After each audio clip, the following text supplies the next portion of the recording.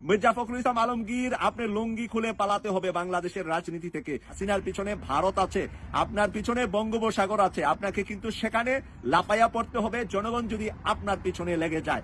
প্রিয় দর্শক, আমি বলতে চাই ডাক্তার পিনাকি ভট্টাচার্য আর সাংবাদিক ইলিয়াস হোসেনের অবদান ছিল কি ছিল না 26শে জুলাই বাংলাদেশকে মুক্ত করতে। মির্জা ফখরুল ইসলাম আলমগীরকে যারা আপনারা বিএনপি করেন তারা ডাক্তার দেখান, উনাকে ডাক্তার দেখাতে হবে, উনার মেন্টাল বিগ প্রবলেম হয়ে গিয়েছে এবং উনি অতীত ভুলে গিয়েছেন। মাত্র 7 মাস আগে কি ঘটেছে বাংলাদেশে, 8 মাস আগে কি ঘটেছে বাংলাদেশে, বা গত 1 বছরের বাংলাদেশের ইতিহাস ভুলে গিয়েছেন। হঠাৎ উনার মেন্টাল সমস্যা দেখা দিয়েছে। কেন আমি বলছি মির্জা ফখরুল ইসলাম আলমগীরের মতো একজন বর্ষিয়ান রাজনীতিবিদের মেন্টাল সমস্যা দেখা দিয়েছে, এটা হাসিনার মতন উনারও বয়স হয়েছে।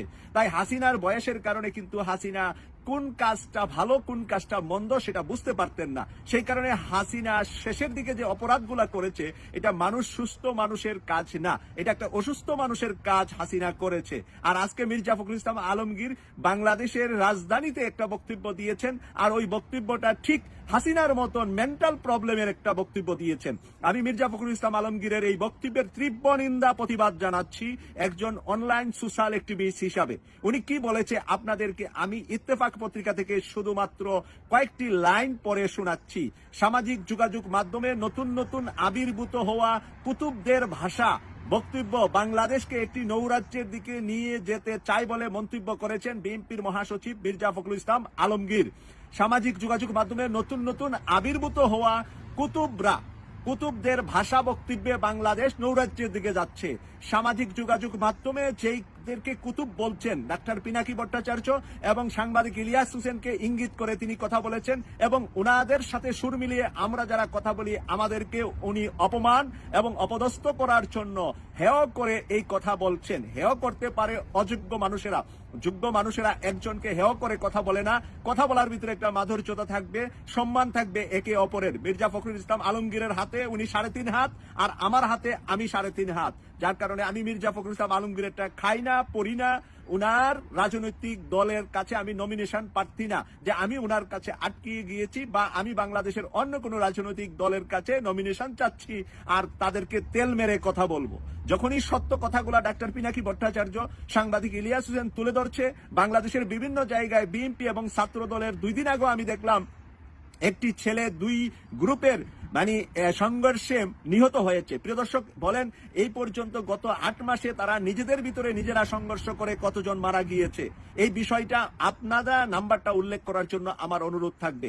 ভিডিওর ভিতরে আপনারা কমেন্টসে এই নাম্বারটা উল্লেখ করবেন যাদের জানা আছে যে গত 8 মাসে হাসিনা পালিয়ে যাওয়ার পরে তারা শুধু জবরদখল নিয়ে, জায়গা জমি দখল নিয়ে, রুটঘাট দখল নিয়ে, বাজার দখল নিয়ে, রাজনীতি ক্যাম্পিং নিয়ে, কে প্রার্থী হবে, কার বিরুদ্ধে কে দাঁড়াবে সেই গ্রুপিং নিয়ে কয়টা মারামারি হয়েছে এটার হিসাব করতে পারবেন না।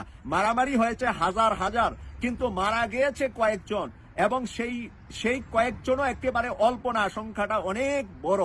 তাহলে রাষ্ট্রীয় ক্ষমতা আসার আগে আপনার দলকে আপনি গুছাতে পারছেন না। আপনার দলের প্রধান নেতা বর্তমানে লন্ডনে অবস্থান করছে বেগম খালেদা জিয়া, তার বাড়ির সামনে থেকে বালুর ট্রাক আপনি সরাতে পারেন নাই। দীর্ঘদিন বেগম খালেদা জিয়া কারাগারে ছিল, আর আপনি হাসিনার টাকা খেয়ে দেশে বিদেশে ঘুরে বেরিয়েছিলেন। আপনাকে সিঙ্গাপুরে চিকিৎসার জন্য হাসিনা 22 লক্ষ বা 18 লক্ষ টাকা দিয়েছিল। মির্জা ফখরুল ইসলাম আলমগীর বিএনপির আর কোন নেতাকে চিকিৎসার জন্য হাসিনা টাকা দেয় নাই। তাই মির্জা ফখরুল ইসলাম আলমগীর, আপনি কোন পারের কথা বলেন, কার কথা বলেন, কাকে নিয়ে আসতে চান নির্বাচনে, জনগণ পরিষ্কার বুঝতে পেরেছে। এই 8 মাসে আপনার চেহারা উন্মোচিত হয়েছে জাতির সামনে। এখন আপনি নামেছেন সোশ্যাল মিডিয়ার যোদ্ধাদের বিরুদ্ধে। মির্জা ফখরুল ইসলাম আলমগীর, আপনি লুঙ্গি খুলে পালাতে হবে বাংলাদেশের রাজনীতি থেকে যদি এই সোশ্যাল মিডিয়া আপনার পিছনে লেগে যায়। কারণ আমি আপনাকে বলি যে এই সোশ্যাল মিডিয়ার কারণে শেখ হাসিনা বাংলাদেশ থেকে পালিয়ে গিয়েছে। শেখ হাসিনার মতন স্বৈরাচার আপনি হতে পারবেন না, কারণ শেখ হাসিনা জঘন্য মাইন্ডের একজন নারী ছিলেন। এই ধরনের ক্রেজি নারী পৃথিবীতে কম জন্ম নেয়, এর মধ্যে হয়তো দীর্ঘ 100,000 বছরে একজন জন্ম নেয়। আর সেই রকম হাসিনার মতো চরিত্রের অধিকারী আপনি হতে পারবেন না। আপনার পিছনে কেউ নাই, হাসিনার পিছনে ভারত আছে, আপনার পিছনে বঙ্গোপসাগর আছে, আপনাকে কিন্তু সেখানে লাফাইয়া পড়তে হবে জনগণ যদি আপনার পিছনে লেগে যায়। প্রিয় দর্শক, আমি বলতে চাই ডাক্তার পিনাকি ভট্টাচার্য আর সাংবাদিক ইলিয়াস হোসেনের অবদান ছিল কি ছিল না 26শে জুলাই বাংলাদেশকে মুক্ত করতে, 26শে জুলাই জনগণকে রাস্তায় নামাতে তাদের অবদান কতটুকু ছিল, আর সেই অবদান ওয়ালা ব্যক্তিদেরকে এইভাবে কুতুব বলা, মানে কুতুবদের ভাষা বক্তব্য বাংলাদেশকে একটি নৌরাজ্যের দিকে নিয়ে যাচ্ছে। কুতুবদের ভাষা বক্তব্য এর আগে কিন্তু সেনা প্রধান ওয়াকারুজ্জামান মানে ঘুরাইয়া ফিরাইয়া মিডিয়ার সোশ্যাল মিডিয়ার কথা বলেছেন। ওয়াকারুজ্জামান বলার শেষে কি হলো? শেষে হলো যে আওয়ামী লীগকে ফেরত এনে আওয়ামী লীগকে নির্বাচনে এনে নির্বাচনের প্রস্তাব দিয়েছে, ঠান্ডা মাথায় দিয়েছে, হালকাভাবে দিয়েছে তো দেয় নাই তো, সেটা তো অস্বীকার করে নাই সেনাপ্রধান। কিন্তু আলোচনা হয়েছে, ওরা বসেছে, তাদেরকে প্রস্তাব দিয়েছে। প্রস্তাবটা সফটলি দিয়েছে না হার্ডলি দিয়েছে? সেখানে মির্জা ফখরুল ইসলাম আলমগীরও ছিল না, আমিও ছিলাম না, সেখানে হাসনাত আব্দুল্লাহ ছিল, সারজিদ আলম ছিল, আর সেনাপ্রধান ছিল। হয়তোবা সেনাপ্রধানের সাথে ঊর্ধ্বতন আর দু একজন সেনাবাহিনীর ঊর্ধ্বতন অফিসার ছিলেন। তাহলে ওই 4-5 জন মানুষের ভিত্তিতে সীমাবদ্ধ ছিল ওই কথাগুলা। তাহলে সারজিদ বা হাসনাত বা সেনাপ্রধান যা বলেছে, তাহলে যাহা বলেছে কিছু না কিছু ঘটেছে, তাই তো রটেছে, কিছুটা কিছু ঘটেছে বলেই তাহা রটেছে। নতুবা হাসনাত আব্দুল্লাহর এত বড় সাহস হয় কিভাবে সেনা প্রধান আওয়ামী লীগকে ফিরিয়ে এনে আওয়ামী লীগকে রিফর্ম করে নতুন ভাবে আওয়ামী লীগকে সাজানোর জন্য তাদের কাছে প্রস্তাব দেওয়া? এই গাদ্দারি কি সেনাবাহিনীর প্রধান করেন নাই? করেছেন, কিন্তু করে আবার তিনি গতকালের বক্তব্যের ভিতরে ফিরত এসেছেন, দেশপ্রেমী হওয়ার চেষ্টা করছেন। সেনাবাহিনীর সদস্যদেরকে তিনি বলেছেন যে দেশের স্বার্থে দেশের মঙ্গলে সবাই যেন ঐক্যবদ্ধ থাকে। ওয়াকারুজ্জামান ভালো করে জানে ওনার পিছনে যারা চাকরি করছে সেনাবাহিনীতে, এর 95% সেনাবাহিনী দেশপ্রেমী। এই 95 ভাগ সেনাবাহিনী সেদিন বিদ্রোহ করেছিল সেনা প্রধানের বক্তব্যের সাথে। 3রা অগাস্ট সকল ক্যান্টনমেন্ট থেকে তারা বলেছে আমরা জনতার উপরে গুলি চালাতে পারবো না। তাই কিন্তু সেনাবাহিনী প্রধান সেদিন হাসিনাকে সেই সংবাদ দিয়ে হাসিনার বিরুদ্ধে উনি দাঁড়িয়েছেন। আসলে হাসিনার বিরুদ্ধে নয়, হাসিনাকে বাঁচিয়ে দিয়েছেন সেনাবাহিনীর প্লেন দিয়ে, সেনাবাহিনীর হেলিকপ্টার দিয়ে, সেনাবাহিনীর সর্বোচ্চ সহযোগিতা দিয়ে জানে বাঁচিয়ে দিয়েছেন। নতুবা মানুষ কি করতো সেদিন আর বলা লাগবে? স্পিকার কোথায় পালিয়েছিল? সংসদ ভবনের কোন রুমে পালিয়েছিল? কে লুকিয়ে রেখেছিলেন স্পিকার শিরিন শারমিনকে?